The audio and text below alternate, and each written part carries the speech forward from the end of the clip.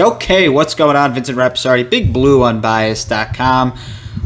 Some depressing times in New York Giants football. I know I have not done a video in a long time, but I did want to do a video for this occasion because I think it's important to talk about. I don't want to think I just gave up on you guys. I do appreciate those who have subscribed, who have always commented on my videos, watched them, liked them, shared them, all those different things. I really do appreciate you guys. And I do want to talk about the current state of the New York Giants because this is as bad as it's been. And look, there have been a lot of times over the last 5, 6, 7, 8 years where you said, wow, that was a bad loss. That was the worst loss ever. This one was different. This one was different for the Giants because this is a season that they're expected to win. Anyone who has watched my videos over the past few years, I've been very patient with this rebuild. And I said, look, I understand they're not winning, but they're making progress. And there's young players doing this and that, and this player's improving. And the defense played very well last year. Looks like Patrick Graham is a real nice defensive coordinator. Some nice young pieces. Leonard Williams had an outstanding season last year. On the offensive side of the football, they had their struggles. I said, all right, give it another year for Andrew Thomas. Let's see what he can do in his second year. He was a good run blocker in his first year. Andrew Thomas looks really good this year, by the way, and we'll get into him. But there were different things. I'm like, okay, just be patient. It may not be perfect, but they're starting to move in the right direction. There's no excuses this year. There's no, okay, but they did this, but. After that loss, that's it, okay? In my opinion, I kind of think the season's over for them, unfortunately, and usually you don't hear that from me in many of these videos because I have been very patient. I've tried to be honest and real and say, look, I know that they're not winning that many games, but they're doing this and they're doing that. They're young and they're kind of getting into that next phase of trying to compete out of their rebuild.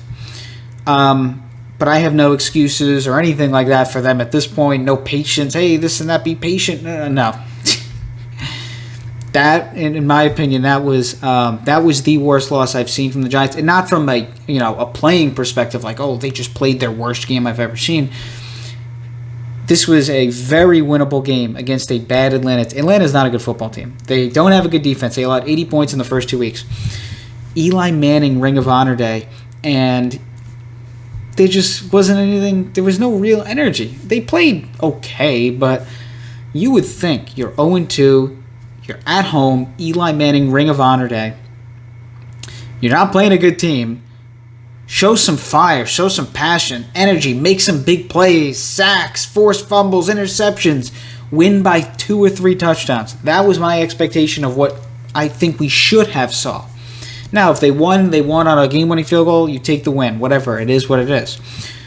But to see them lose against the Falcons at home after starting out 0-2 on Eli Manning Ring of Honor Day in a season in which they're supposed to win football games. They're supposed to win games. There's no more excuses. There's no more, oh, but they did this and they did that and it's positive, but they're not winning yet, but it's okay. No, and you should not accept that from them at this point. Keep the pressure on them, whether that's on social media or wherever else. I don't like making kind of bold, hot take type things with very little information to back it up. But I'll just say this for my own personal opinion. Just take it as this. Own personal opinion. I don't have facts. I don't have, recording. Nothing. I don't have that.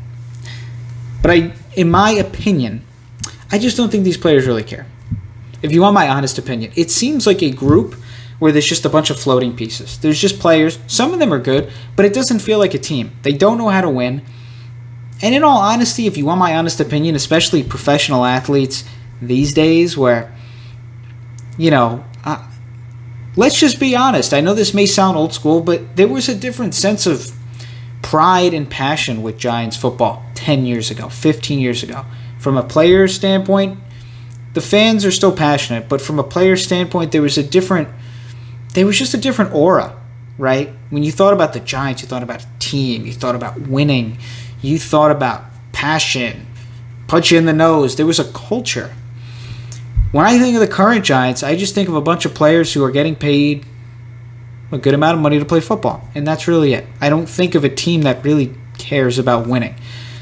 Again, I can't sit here and say for sure they don't care, but in my opinion, from what I have seen, just gut feeling, I just don't think they care.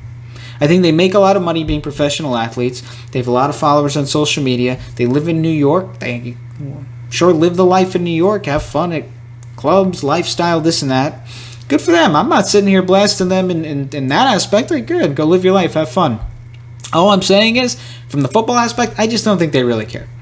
That's my honest opinion from what I see. Again, there's nothing to back that up. I didn't see this or that in terms of a player admitting it, none of that. But personal opinion, gut feeling, I just don't think they really care. They win, that's great. If they don't, it's okay. We still make millions of dollars and live a great lifestyle. And there's always going to be fans on social media that love you. And in some cases, maybe a lot of people that don't like you. But this Giants team just seems like there's just a bunch of floating pieces. There's players on the team, but I don't know if they even know each other. I don't even know if there's any connection. It doesn't feel like a team.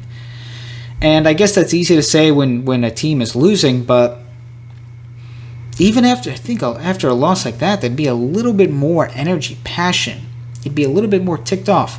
I didn't see anything. I didn't see any emotion, any passion, anything. It was like, okay, all right, we lost. Maybe next week.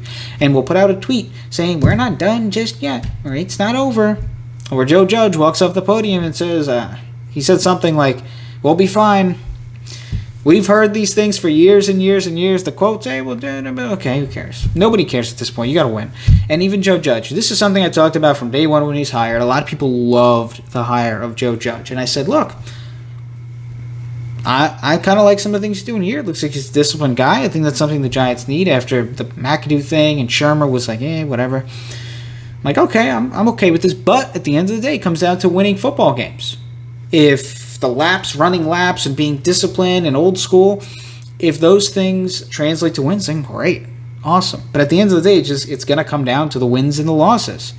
And with Joe Judge, a lot of people liked what they saw from him in the beginning, the way that he implemented his coaching style. But the fans are going to be not very happy if the team is not winning football games, and they're not. And you look at Daniel Jones, look, right now, he has a higher QBR than Josh Allen, than Russell Wilson, than Dak Prescott, than Lamar Jackson, higher EPA than Aaron Rodgers, Baker Mayfield, Sam Darnold, Ryan Tannehill, guys that are either playing well this season and winning football games, or guys that have obviously been very good in the past, whatever it is. He's having a really solid season, and he hasn't thrown an interception. So he's running the football well. He's showing some upside. So I think that's kind of the one bright side, is that Daniel Jones has played fairly well. He has. You also have to ask yourself this question: how did the Giants only score 14 points against a bad Atlanta defense? And right now it's hard. Someone needs to be fired. And again, I'm a very patient guy. I think you guys who have watched this channel would probably agree with that. I'm very patient with the Giants.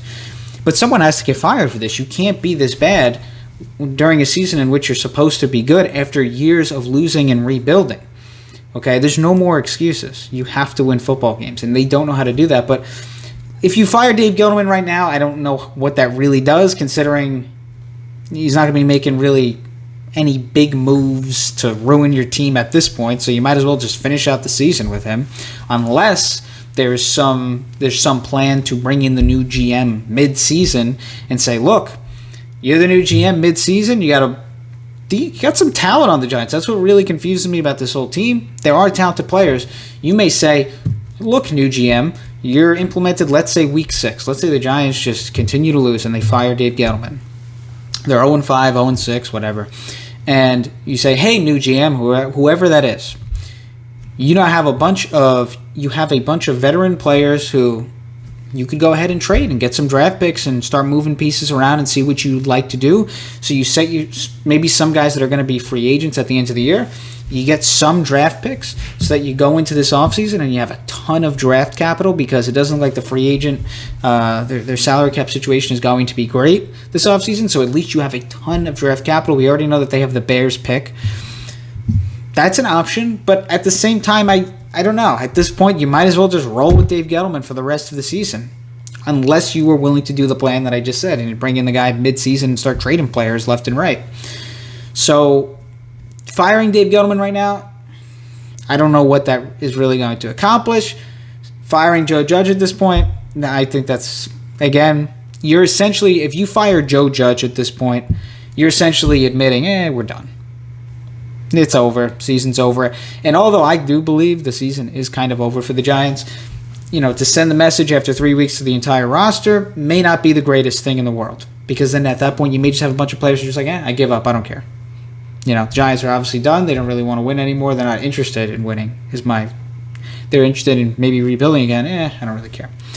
The only real option is to fire Jason Garrett. And at this point, I would think that you would have to do that. Or be very close to doing that. That is the one guy, if they fired him, makes a ton of sense. You can't score 14 points against the Atlanta Falcons. And after the year that the Giants had on offense last year, not very good under Jason Garrett.